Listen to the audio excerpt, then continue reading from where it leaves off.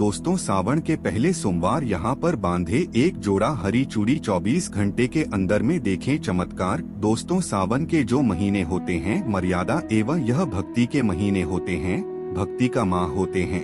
सावन के पूरे महीने पर भगवान भोलेनाथ जी का नियंत्रण माना जाता है। दोस्तों ऐसा माना जाता है कि सावन के पूरे महीने पर भगवान भोलेनाथ की पूजा पाठ करने से वो शीघ्र प्रसन्न होते हैं। सावन के पूरे महीने भगवान भोलेनाथ का प्रिय महीने होते हैं और इसके अनेक पौराणिक कथा एवं धार्मिक मान्यता भी है। इसलिए दोस्तों साधारण लोग किसी और महीने में संयम नियम का पालन करें या ना करें, लेकिन सावन के महीने में संयम एवं नियम का पालन जरूर करते हैं। तो आज का जो वीडियो है बहुत ही सुंदर है, ज्ञानवर्धक जानकारी है। इस वीडियो को अपने फायदे के लिए आपको पूरा जरूर देखना चाहिए। दोस्तों हम अपने चैनल में ज्यादा से ज्यादा प्रयास करते हैं, सरल से सरल व आसान उपाय बताते हैं, जानकारी बताते हैं जिससे जन साधारण लोग लाभ उठा सकें। सावन के महीने के विशेष महत्व कुछ इस प्रकार से है। दोस्तों सावन के महीने में समुद्र मंथन हुआ था। सावन के महीने में ही माता लक्ष्मी समुद्र मंथन से उत्पन्न हुई थी और माता लक्ष्मी को धन की देवी का दर्जा प्राप्त भी सावन के महीने में ही हुआ था। सावन के भगवान भोलेनाथ भूलोक पर आ जाते हैं और भूलोक पर जिनके घर में यथावत शिवलिंग रखे गए होते उनके घर में जरूर भगवान आंशिक रूप में जरूर आते हैं। इस माह में भगवान विष्णु योग निद्रा में चले जाते हैं तो सृष्टि के संपूर्ण कार्यभार भगवान भोलेनाथ के ऊपर में होता है। तो दोस्तों आज के हमारे जो वीडियो का विषय है बहुत ही सुंदर है कि इस वृक्ष पर बांधे 2 जोड़ा हरी चूड़ी अब के हर इच्छा शीघ्र पूर्ण होगी। और इस वृक्ष पर सावन में यदि हरी चूड़ी बांधते हैं तो आपकी मनोकामना शीघ्र पूर्ण होगी। दोस्तों आपके आने वाले समय भी सुगमता से गुजरेंगे और कैसा भी आपके जीवन के परेशानियों सारी परेशानी समाप्त हो जाएंगे। तो दोस्तों यह जानकारी पाने के लिए इस वीडियो को आपको पूरा जरूर देखना है। यदि आप भी भगवान भोलेनाथ जी के सच्चे भक्त हैं तो कमेंट बॉक्स में ओम नमः शिवाय जरूर लिखना। दोस्तों भगवान भोलेनाथ जी को यह 3 वृक्ष अत्यंत प्रिय है और इस वृक्ष की पूजा करने से शिव पूजा करने का ही फल प्राप्त होता है।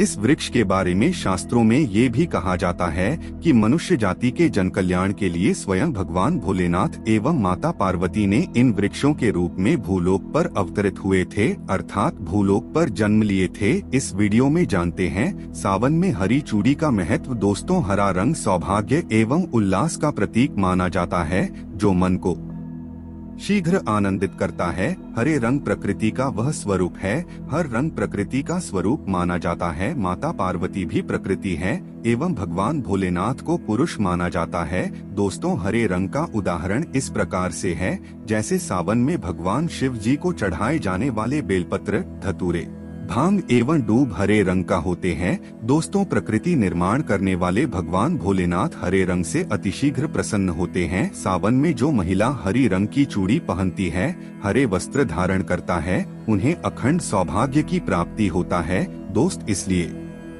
कहा जाता है कि जितने भी माता बहनें हैं उन्हें पूरे सावन के महीने में हरे रंग का चूड़ी जरूर पहनना चाहिए, हरे वस्त्र धारण करना चाहिए। सावन के महीने में जो माता बहनें भगवान भोलेनाथ की पूजा करती हैं, शिव पूजा करती हैं, ऐसे माता बहनों को हरे रंग का वस्त्र ही धारण करना चाहिए। कदापि रेड कलर की अर्थात लाल कलर की वस्त्र धारण नहीं करना चाहिए। ऐसा माना जाता है लाल कलर की वस्त्र धारण करने से भगवान भोलेनाथ नाराज होते हैं। तो दोस्तों इस वृक्ष पर किसी भी सावन के सोमवार दिन जरूर बांधे हरी चूड़ी। दुर्भाग्य आपके सौभाग्य में बदल जाएंगे। कैसा भी आपकी गरीबी हो, परेशानी हो, कष्ट हो, कला हो, तकलीफ हो, जीवन में जो समस्या चल रही सारी समस्या समाप्त हो जाएंगे। और केवल एक ही सोमवार के दिन यदि आप ये उपाय करते हैं, हरी चौड़ी इस वृक्ष पर बांधते हैं, तो आपके जन्म जन्मांतर की गरीबी भी मिट जाएंगे और शीघ्र ही आपके एक ही सोमवार के दिन उपाय करने से मनोकामना पूर्ण होगा। तो वह वृक्ष कौन सा है आइए जानते हैं। प्रथम वृक्ष है दोस्तों शमी के वृक्ष। शमी के वृक्ष के बारे में ध्यान से सुनिए। तो शमी के वृक्ष माता पार्वती एवं भगवान भोलेनाथ जी का मिश्रित स्वरूप कहे जाते हैं। इसलिए दोस्तों शमी के वृक्ष को उमा महेश्वर वृक्ष भी कहा जाता है। कई स्थान पर शमी के वृक्ष को उमामेश्वर वृक्ष भी कहा जाता है। पूरे सावन भर शमी के वृक्ष पर माता पार्वती एवं भगवान भोलेनाथ जी का वास माना जाता है। सावर के महीने में गोधूली बेला पर और प्रदोष काल के समय अर्थात दोस्तों जब दिन ना होना ही रात हो तथा संध्या काल के समय, तो इस वृक्ष को संध्या काल के समय में गोधूली बेला में या फिर प्रदोष समय इस वृक्ष को छूने से पाप, दोष, कष्ट एवं परेशानियां समाप्त हो जाती है। केवल सावन के महीने में छूने मात्र से दोस्तों सावन के महीने में समी वृक्ष की जड़ पर यदि कच्चा दूध डाला जाए तो भगवान भोलेनाथ शीघ्र प्रसन्न होते हैं। वो माता पार्वती की खूब आशीर्वाद प्राप्त होता है। शमी वृक्ष के महत्व कुछ इस प्रकार से प्रभु राम लंका पर आक्रमण करने से पूर्व शमी वृक्ष की पूजा किए थे। पांडवों ने अपने दिव्य हथियार भी समीक्षा पर ही छुपा करके रखा था। शमी के वृक्ष जिस घर में लगा होता है उस घर का कल्याण हो जाता है और इस घर में सभी प्रकार के भौतिक सुख का वास माना जाता है।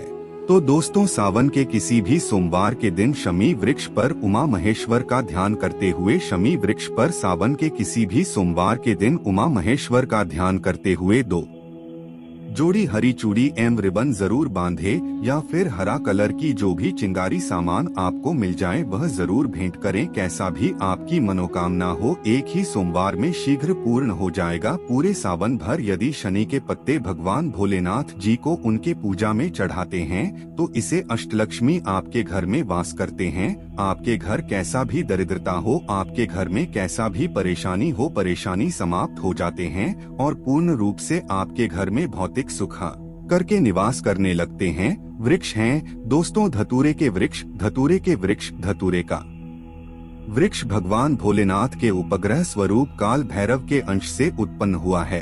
ऐसा मान्यता है कि शिवलिंग पर, जी हाँ दोस्तों, शिवलिंग पर धतूरे के पत्ता, पुष्प, फल चढ़ाने से राहु, केतु एवं शनि के कुप्रभाव समाप्त होते हैं। धतूरे के वृक्ष पर सावन के किसी भी सोमवार के दिन यदि 2 जोड़ा हरी चूड़ी बांधे तो शत्रु से छुटकारा मिलती है एवं शत्रु का सर्वनाश होता है।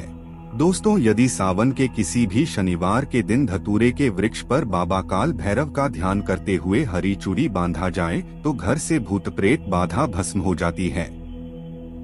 एवं छोटे से धतूरे की जड़ घर के किसी भी कोने पर यदि छुपा करके या फिर खन करके दबा दिया जाए, जमीन में गाड़ दिया जाए तो भूत प्रेत इत्यादि का बाधा समाप्त हो जाता है। दोस्तों जो तीसरे वृक्ष है दोस्तों वह है बेल के वृक्ष। दोस्तों इसके अंदर पुराण में स्पष्ट लिखे हुए हैं कि बेल के वृक्ष माता पार्वती के पसीने से उत्पन्न हुआ है।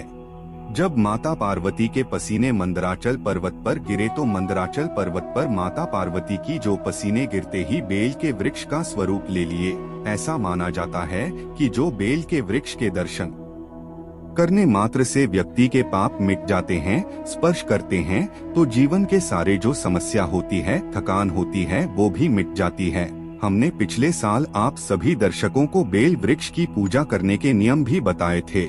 यदि आप भोलेनाथ को खूब सारा प्रसन्न करना चाहते हैं, भगवान भोलेनाथ को खूब सारा चीज चढ़ा रहे हैं लेकिन बेल के पत्ते नहीं चढ़ाते तो वो प्रसन्न नहीं होते। बेल के वृक्ष पर पूरे सावन के महीने में इनके जड़ पर ब्रह्मा का वास होता है। मध्य स्थान में भगवान विष्णु तथा संपूर्ण स्थान पर भगवान भोलेनाथ जी का वास माना जाता है। ऐसा भी माना जाता है कोई भी साधक यदि सावन के महीने में बेल वृक्ष की पूजा करें, प्रातः के या फिर संध्या काल के समय में बेल की जड़ के नीचे में यदि घी का दीपक जलाए तो तीर्थों की स्नान करने के बराबर पुण्य की प्राप्ति होती है और समस्त तीर्थ बेल वृक्ष की जड़ पर सावन के महीने में आ जाते हैं। तो दोस्तों सावन के किसी भी सोमवार के दिन बेल वृक्ष की जड़ पर, सावन के किसी भी सोमवार के दिन बेल वृक्ष की जड़ पर यदि कच्चा दूध डाला जाए तो जीवन की परेशानी एवं कष्ट मिटती है। तो सावन के किसी भी सोमवार के दिन संध्या बेल में आपको एक हरी चूड़ी जरूर बांधना है। संध्या बेला में क्यों बांधना है? क्योंकि दोस्तों संध्या बेला को ही प्रदोष काल कहा जाता है। प्रदोष काल के समय में यदि भगवान भोलेनाथ माता पार्वती की पूजा किया जाए तो पूजा के प्रभाव बढ़ जाता है, अर्थात दोस्तों शीघ्र मनोकामना की पूर्ति होती है। जैसे आप प्रातः पूजा कहते हैं उनके प्रभाव 100 गुना होता है, लेकिन संध्या काल के समय में जो आप पूजा करते हैं ब्रह्मा संध्या काल अर्थात दोस्तों जब दिन हो ना रात हो अर्थात प्रदोष के समय यदि आप पूजा करते हैं तो उसके प्रभाव 1000 गुना ज्यादा बढ़ जाते हैं। तो संध्या काल में ही घी का दीपक जलाएं। घी का दीपक जलाने के बाद दोस्तों आपको एक जोड़ा हरी चूड़ी आपको दोस्तों इस वृक्ष पर अर्थात बेल के वृक्ष पर जरूर बांधना है। शीघ्र एक ही सोमवार के दिन ये उपाय करने से आपकी मनोकामना पूर्ण हो जाएंगी। और पूरे सावन भर बेल वृक्ष जब आप भगवान भोलेनाथ को चढ़ाते हैं तो कम से कम 5 वृक्ष पर श्री राम लिखकर के सफेद चंदन से जरूर चढ़ाएं। इससे भगवान भोलेनाथ जल्दी प्रसन्न होते हैं। तो दोस्तों सावन के किसी भी सोमवार के दिन इन तीनों वृक्षों में से कोई भी एक वृक्ष पर हरी चूड़ी जरूर बांधे। शीघ्र आपके मनोकामना पूर्ण होगा। दोस्तों हमारे चैनल के यह अनमोल जानकारी कैसा लगा हमें कमेंट सेक्शन में जरूर बताइएगा और कमेंट में ओम नमः शिवाय जरूर लिखना दोस्त। और इस वीडियो को ज्यादा से ज्यादा शेयर करना दोस्तों। हो सकता है इस वीडियो से अधिक लोगों का भला हो जाए। आशा है कि आज की इस प्रस्तुति में बताई गई जानकारी आपको अच्छे से समझ आ गई होगी। वीडियो अच्छा लगा हो तो एक लाइक अवश्य कर दें। धन्यवाद वीडियो के अंत तक बने रहने के लिए।